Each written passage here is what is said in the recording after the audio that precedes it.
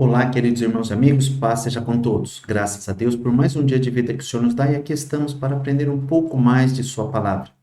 No dia de hoje eu quero trazer para vocês algumas lições extraídas dos relatos de alguns milagres que Jesus operou.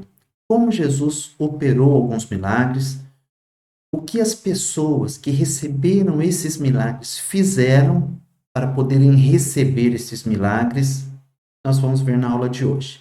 E antes de iniciarmos a aula, vamos fazer uma breve oração. Querido Deus, nós te agradecemos pelo dia que o Senhor nos concede. Pedimos a tua misericórdia sobre as nossas vidas e perdão pelos nossos pecados. Nos ajude a compreender a tua palavra.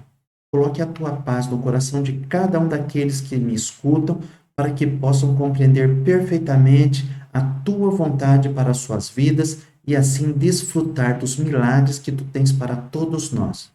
É o meu pedido em nome de Jesus. Amém. Vamos lá. Jesus, você, eu e Mateus, capítulo 8. O que veremos? Uma breve introdução. Jesus cura de modo contrário à lei. O homem que não queria que Jesus fosse até sua casa. Pedro queria a cura de sua sogra. O que é enterrar os mortos? Parece óbvio, mas talvez não seja. Jesus, o barco e a tempestade. E uma feijoada que não deu certo antes da conclusão. Introdução. Depois do primeiro grande discurso de Jesus, que foi registrado nos capítulos 5, 6 e 7 do Evangelho de Mateus, são narrados 10 milagres e acontecimentos principais a eles relacionados. Talvez uma analogia que Mateus fez às 10 maravilhas do Egito, já que ele escreveu para os judeus que bem conheciam as pragas que foram enviadas contra o Egito. Talvez ele fez aqui uma breve abordagem, um relacionamento. A aula trará uma breve explicação de alguns desses milagres e lições práticas para aplicarmos às nossas vidas. Para o judeu, o ensinar não era transferir apenas conhecimento, mas ensinar para a vida, levando ao ouvinte condições de colocar em prática as lições que acabavam de receber. Então, eu espero que depois da aula de hoje você também seja capaz de colocar em prática aquilo que você aprender no dia de hoje e não apenas acumular conhecimento sobre o que Jesus fez naquela época. Vamos lá. Jesus cura de modo contrário à lei. Sim, Jesus infringiu aqui uma lei religiosa da época para levar a cura a uma pessoa. Então, logo depois de Jesus ter feito o seu primeiro grande discurso, chamado Sermão do Monte ou das Bem-aventuranças, ele desce do monte. E aí é a história que eu vou colocar para vocês. E descendo ele, Jesus do monte, seguiu uma grande multidão. E eis que veio um leproso e o adorou, dizendo: Senhor, se quiseres, podes tornar-me limpo. E Jesus, estendendo a mão, tocou-o, dizendo: Quero ser limpo. E logo ficou purificado da lepra. O leproso se aproximou de Jesus. Jesus tocou no leproso e o leproso recebeu o milagre. Vamos ver o que o leproso fez. O leproso fez alguma coisa. Havia muitos leprosos na época de Jesus. Não havia medicina curativa como existe já nos dias de hoje. Doença tratável, diferentemente do que era na época. Vamos lá. O leproso era considerado uma pessoa imunda e não podia andar junto com outras pessoas pelas ruas da cidade. Mas aquele leproso, movido por sua fé, teve uma iniciativa. Se levantou de onde estava, se deslocou, foi até Jesus e ali o adorou. Aquele leproso disse a Jesus que estava disposto a se submeter à vontade dele. Aquele leproso disse: se quiseres, podes tornar-me limpo. Lembra-se da oração do Pai Nosso? Seja feita a tua vontade, assim na terra como no céu. Pois bem, este leproso estava indo pelo caminho certo. Submeteu à vontade de Deus. Ele disse: eu sei que se o senhor quiser, o senhor pode fazer algo. Eu vim aqui porque eu preciso. O senhor pode resolver este problema para mim?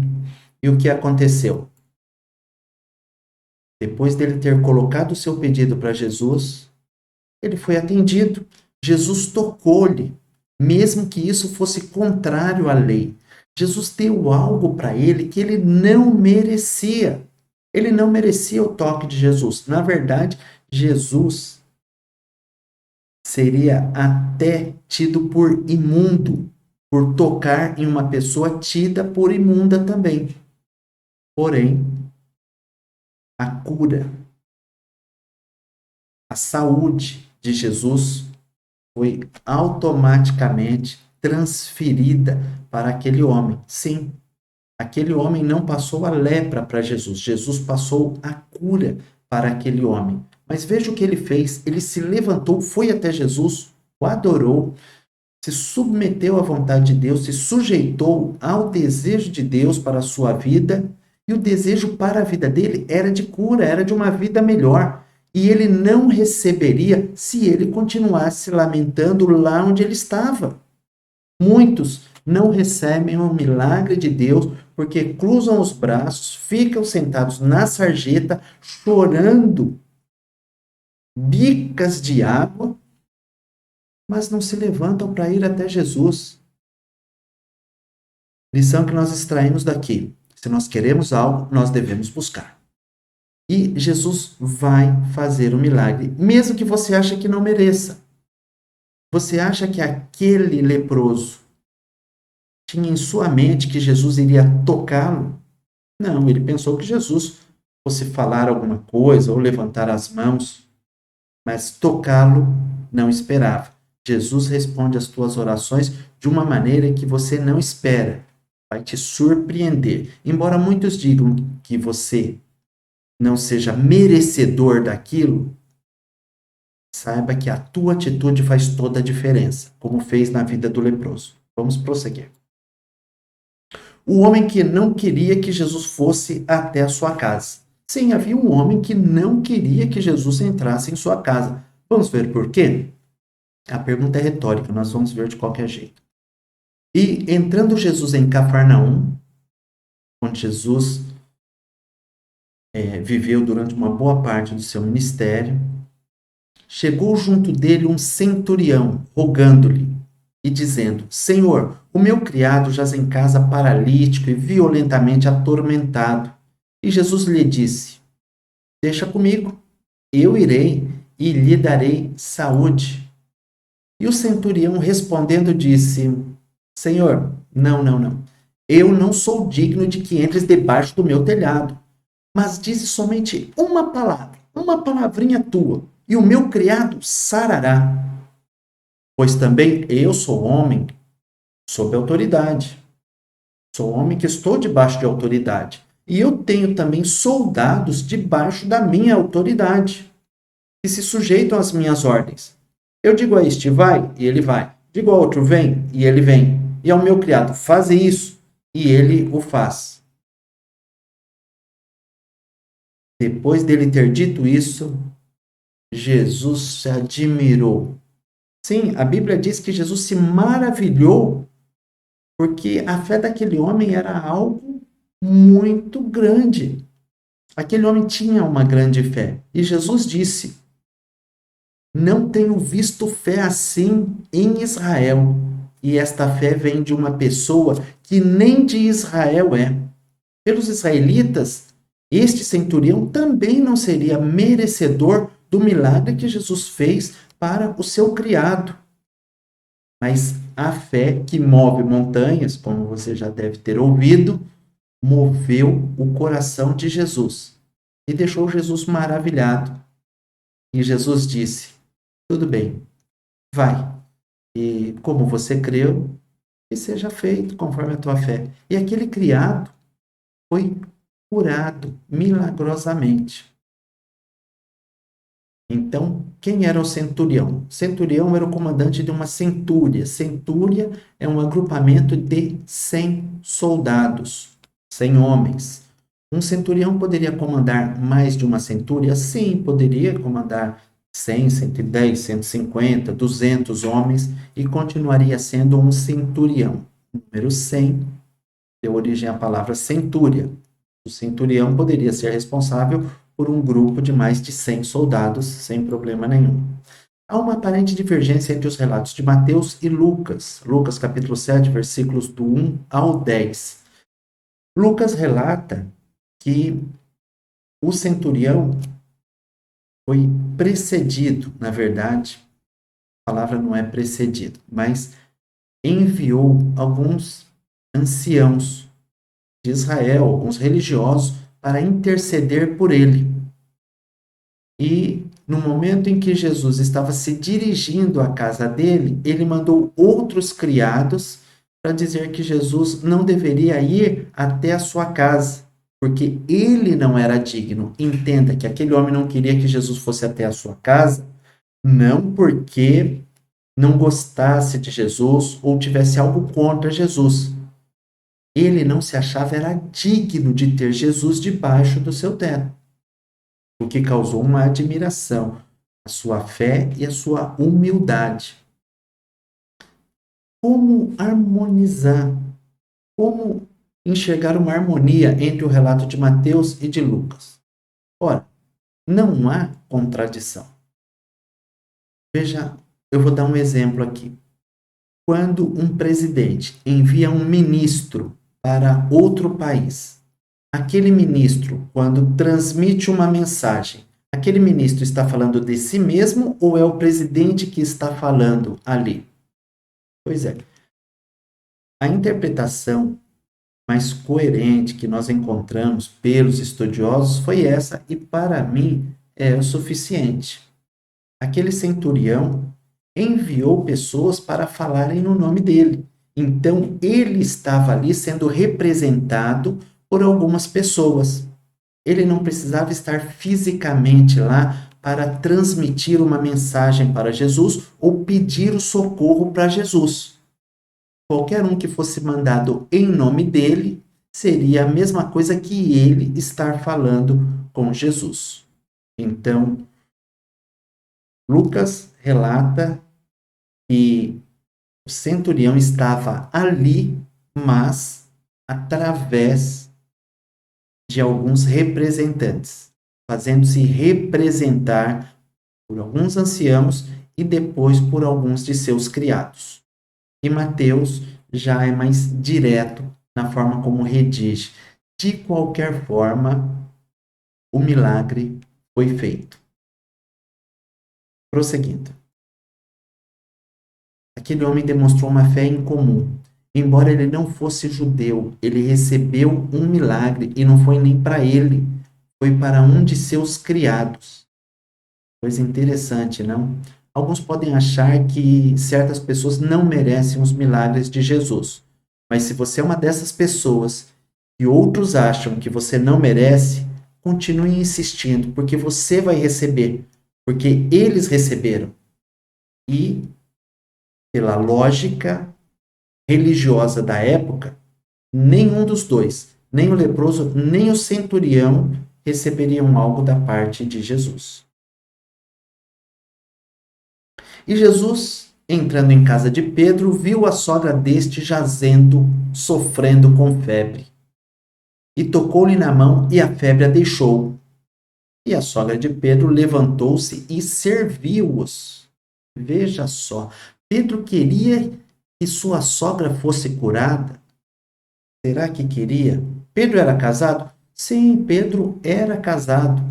Alguns dizem que Pedro não era casado. Mas aqui a Bíblia fala que ele teve uma sogra. Também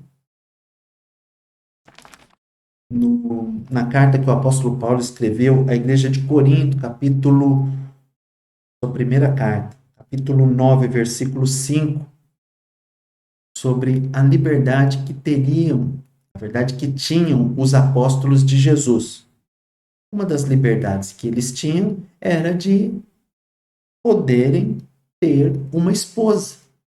Versículo 5 do capítulo 9 diz: Não temos nós direito de levar conosco uma mulher irmã, como também os demais apóstolos? Paulo está dizendo: os demais apóstolos têm as suas esposas. Eu não posso ter? Os demais apóstolos têm. E também os irmãos do Senhor, os irmãos de Jesus Cristo. Quais eram? Mateus 13:55. Tiago, José, Simão e Judas. É isso? Vamos à Bíblia. Mateus capítulo 13, versículo 55.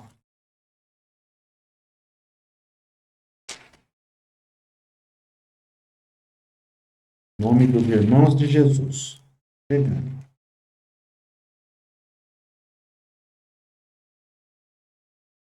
Tiago, José, Simão e Judas. Sim, está aqui. Então o apóstolo Paulo está dizendo: os irmãos de Jesus podem ter esposa. Os apóstolos podem ter esposa.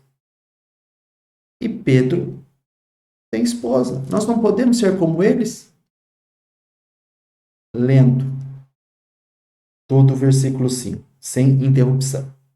Não temos nós direito de levar conosco uma mulher irmã, como também os demais apóstolos e os irmãos do Senhor e Cefas, que é Pedro.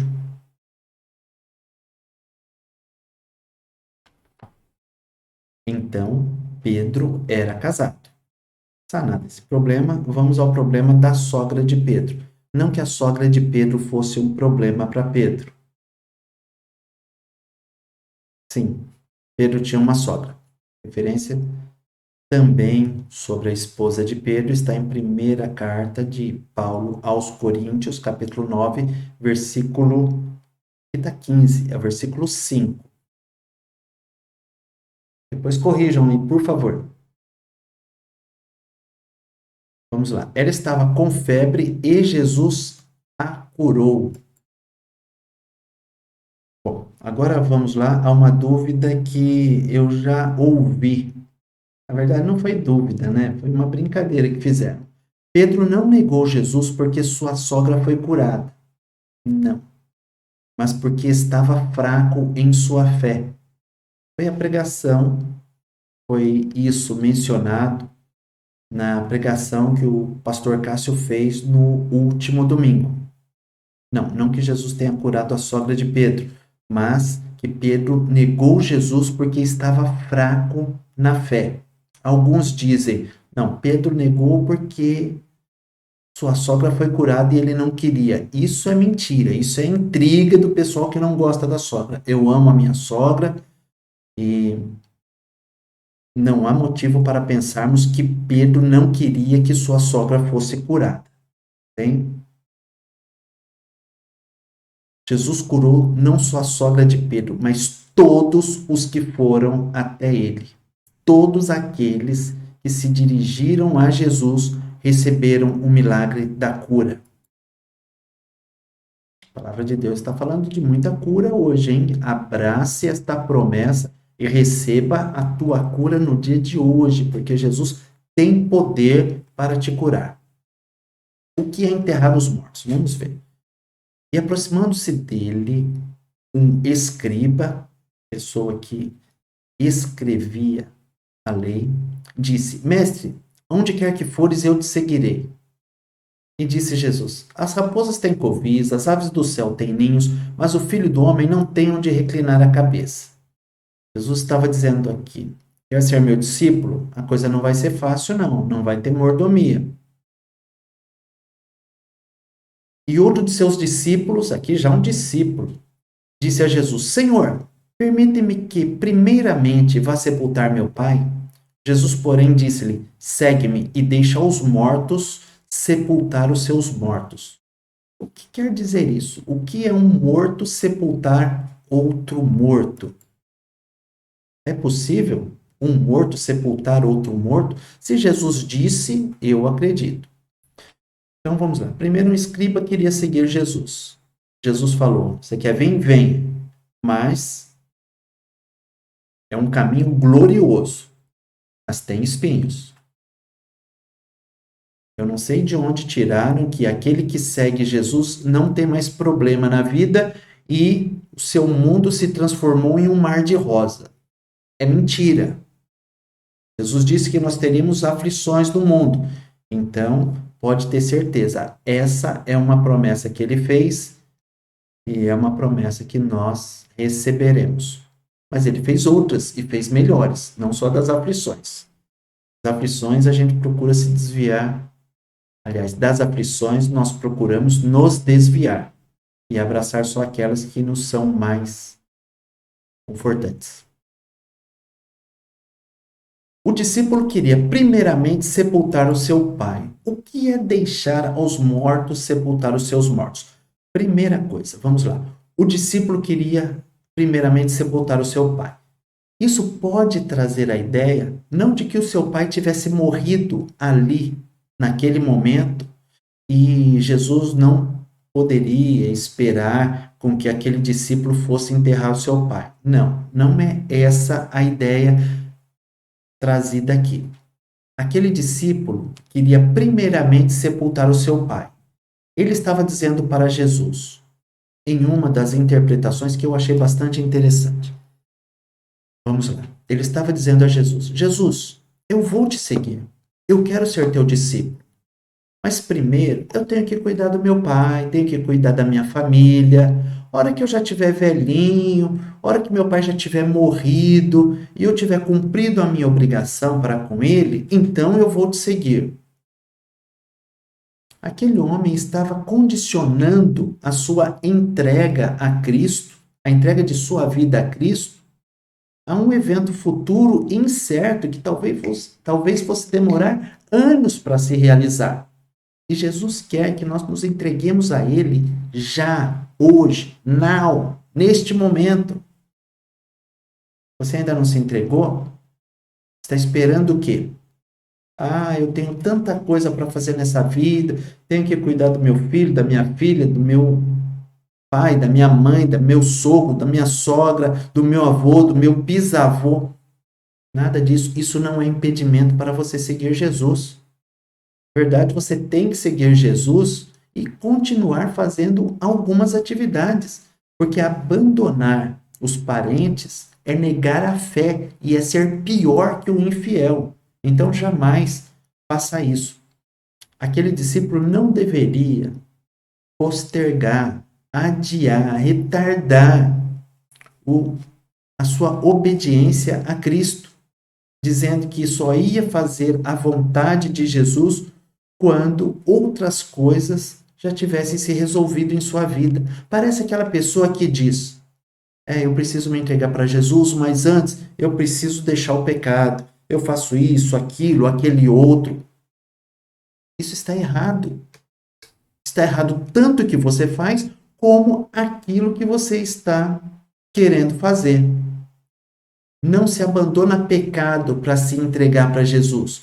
Você se entrega a Jesus. O abandono do pecado é o que acontece em seguida. Ele te dá força para você ficar liberto do pecado. Então, não invente desculpa. Esse daqui inventou: eu tenho que cuidar do meu pai. E ele está morto? Não, ele está vivo. Ele está doente? Não, não está, mas quando ele morrer eu vou te servir. Faça isso não. Deixar aos mortos sepultar os seus mortos é o seguinte: é deixar os mortos espirituais sepultar seus mortos materiais, ou seus mortos físicos. A família deste homem, desse discípulo, que disse que seguiria Jesus depois de sepultar o seu pai, quando seu pai viesse a morrer, esta família estava morta espiritualmente, não estava com a mesma visão daquele discípulo, estava vivo para as coisas de Deus. Jesus disse: olha, deixa aqueles que estão mortos espiritualmente, aqueles que estão afastados de Deus, aqueles que não seguem os ensinamentos de Jesus, estão mortos espiritualmente. E Jesus disse: olha, deixe que eles cuidem deles mesmos. Jesus não disse que não era para sepultar o pai quando morresse, mas deixa que os outros mortos cuidem disso. Jesus teve um chamado específico para aquele homem. O chamado de Jesus para a tua vida pode ser para que você o sirva no meio da tua família. Que você não seja um missionário em algum país distante, mas que o sirva na tua casa. É a lição de hoje para você. Sirva a Jesus e não invente desculpa. Prosseguindo, Jesus, o barco e a tempestade.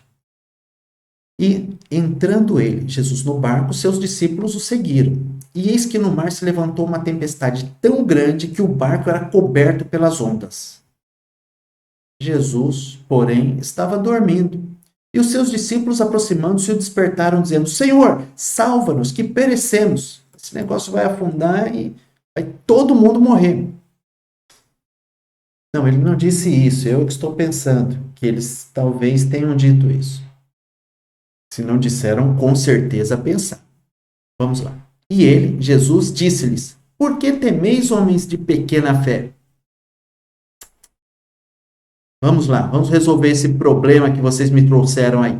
Então, levantando-se, Jesus deu aquela espreguiçada, né? Não levantou correndo, não. Ainda deu uma chamada de atenção nos seus discípulos, deu aquela espreguiçada, olhou para o mar, olhou para a tempestade e levantou-se, repreendeu os ventos e o mar, e seguiu-se uma grande bonança. E aqueles homens se maravilharam, dizendo: Que homem é este, que até os ventos e o mar lhe obedecem? Vamos ver um comentário sobre isso. Bom, os discípulos seguiram Jesus entrando no barco. Tomaram a atitude correta. Seguir Jesus é a melhor coisa que uma pessoa pode fazer.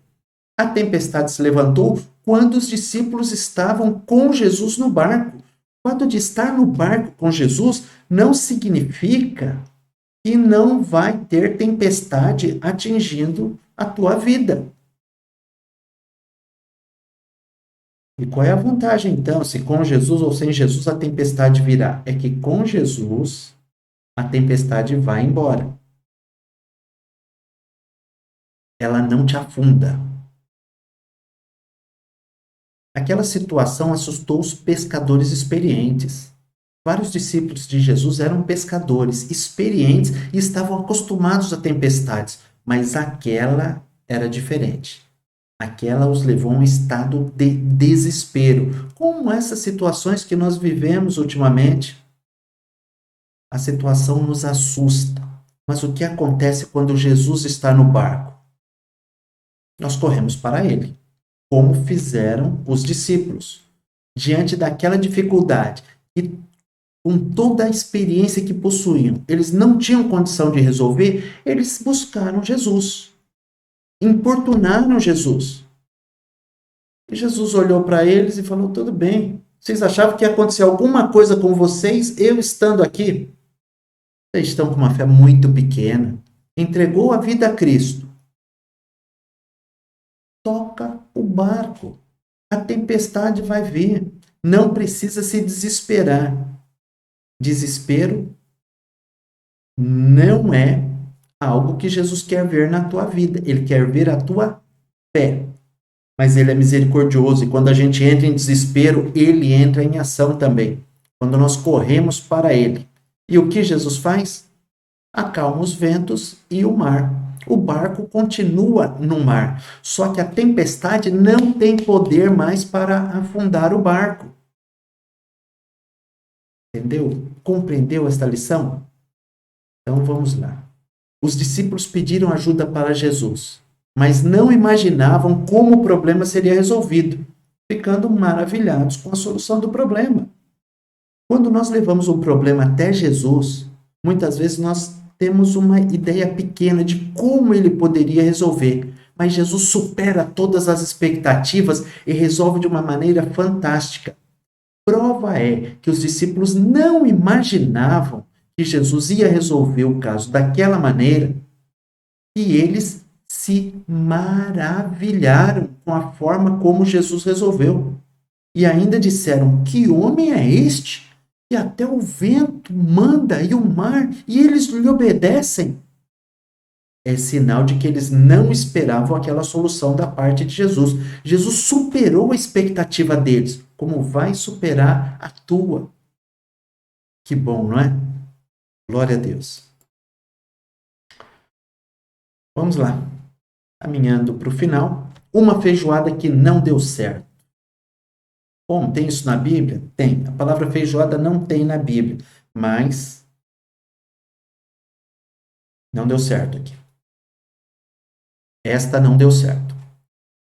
Versículo 28. E tendo chegado à outra margem, a província dos Gadarenos, saíram-lhe ao encontro dois endemoniados, vindos dos sepulcros. Tão ferozes eram que ninguém podia passar por aquele caminho. E eis que clamaram, dizendo: que temos nós contigo, Jesus, Filho de Deus? E andava pastando diante deles uma manada de muitos porcos. E os demônios rogaram a Jesus, sim, a Jesus, dizendo: se nos expulsas, permite-nos que entremos naquela manada. E Jesus lhes disse: ide. E saindo eles, os demônios, se introduziram na manada de porcos, na manada dos porcos. E eis que toda aquela manada de porcos se precipitou no mar por um despenhadeiro e morreram nas águas. Os porqueiros fugiram e, chegando à cidade, divulgaram tudo o que acontecera aos endemoniados. E eis que toda aquela cidade saiu ao encontro de Jesus. E vendo Jesus, rogaram-lhe que se retirasse de seu território. O S que faltou lá atrás apareceu aqui. Então, vamos prosseguir. Então, veja só. Jesus atravessou aquele mar, chegou na província dos Gadarenos, ou seria dos Gergesenos. Gergesenos também. Lucas fala Gergeseno, Gergesenos, e Mateus fala Gadarenos. Quem está certo? Os dois. Gadareno eram os moradores de Gadara, uma província local, um lugarejo ali dentro de uma região maior, que era Gerasa. Então, por isso, o nome Gerazenos ou Gergesenos e Gadarenos. Então, os dois estão corretos. Seria a mesma coisa que alguém dissesse que alguém é são bernardense e paulista. Quem está certo? Todos são bernardense é paulista. Vamos prosseguindo. Marcos e Lucas mencionam apenas um endemoniado. É endemoninhado, né? O final da palavra lembra de ninho, ninho de demônios. Não é endemoniado, não é niado, não. É ninhado. Os demônios fizeram um ninho nessa pessoa. Por que Marcos e Lucas mencionam apenas um? Porque talvez um fosse mais violento que o outro e chamava mais atenção do que o seu companheiro perturbado. Marcos capítulo 5, versículo 13 informa que a manada era de 2.000 porcos. Depois que Jesus autorizou os demônios irem para aquela manada de porcos, a cidade toda temeu ao ver o endemoniado assentado, vestido e em perfeito juízo ao lado de Jesus. Por que Jesus permitiu que aqueles demônios entrassem naquela manada de porcos? Porque Jesus quis, é a primeira resposta que eu te dou. Agora, por que Jesus permitiu? Penso eu que foi uma lição que Jesus quis dar também àqueles que criavam animais que eram imundos para os judeus. Exatamente, aqueles que observavam a lei não poderiam sequer tocar em um porco. E o que estavam fazendo aqueles homens criando porcos e servindo de embaraço para aqueles que estavam se esforçando para servir a Deus, embora de acordo com a lei. Quando eu digo embora de acordo com a lei, foi porque Jesus nos trouxe a graça e resumiu toda a lei em 2 mandamentos, como nós já vimos: amar a Deus sobre todas as coisas e ao próximo como a nós mesmos. Então Jesus deu uma lição naqueles porqueiros também. Foram 2.000 porcos despenhadeiro abaixo. Por isso eu dei o nome deste subtítulo de Uma Feijoada que Não Deu Certo. Porque se aqueles homens estivessem pensando em utilizar aqueles animais para alimento, e com certeza era para alimento, o que aconteceu? Perderam a oportunidade de fazer uma bela de uma feijoada. Jesus estragou com a feijoada deles. Mas o que me chama a atenção, voltando aqui ao texto, é que a cidade toda, quando saiu e viu o endemoniado sentado do lado de Jesus, vestido em perfeito juízo, temeram, porque aquele endemoniado andava pelos sepulcros. Os outros evangelistas, Lucas e Marcos, dão mais detalhes sobre como eles eram. As pessoas tinham medo daqueles homens. E não adiantava prendê-los, porque eles despedaçavam as correntes com as quais eram presos. E eles viviam nos sepulcros. Coisa terrível. E ninguém ousava passar pelo caminho onde eles se encontravam. E aí, de repente, Jesus aparece e começa a conversar numa boa depois deles libertos com esses endemoniados. Aquilo causou um espanto tão grande naquela cidade. Ficaram com medo, ficaram com mais medo de Jesus do que dos endemoniados. E algumas pessoas têm medo de Jesus. Algumas pessoas têm medo que Jesus peça para ela vender tudo que ela tem e segui-lo. Gente, eu não conheço ninguém para quem Jesus pediu isso, com exceção daquele único caso, que era um rapaz avarento que ficou registrado na palavra de Deus. Então fique tranquilo, Jesus não vai mandar você vender teu carro, tua bicicleta, não precisa ter medo de Jesus. Jesus não quer que você venda tudo que você tenha e o siga. Jesus quer que você o siga com tudo aquilo que você tem. Então, aquelas pessoas ficaram com medo de Jesus.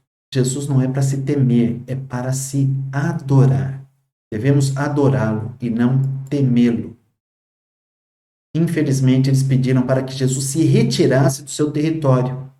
E Jesus, como um cavalheiro, retirou-se. Jesus não fica onde não é querido. Jesus não vai para onde não é chamado. E quando eu digo para onde não é chamado, eu digo ao coração do homem.